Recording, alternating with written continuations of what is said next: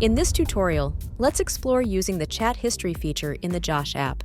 If your voice commands are not executing as expected, your first troubleshooting step should always be to review Josh's chat history. When enabled, this feature logs your previous interactions with Josh, allowing you to identify instances where your Josh system may have misheard or misinterpreted spoken commands, or encountered mispronunciations of words or phrases.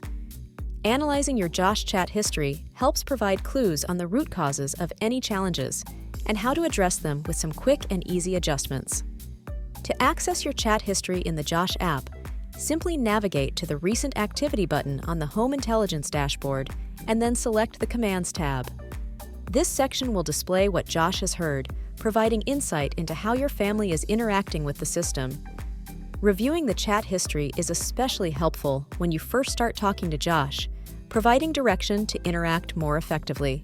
If you notice that you refer to a certain light or room differently than how it was initially programmed in your system, it's easy to add more aliases so that Josh understands what you're referring to the next time. To do this, select the tile of the device or area to which you want to add a new alias. For example, consider the lock for your front door. If your family sometimes refers to it as the big door, adding it as an alias will resolve the misunderstanding.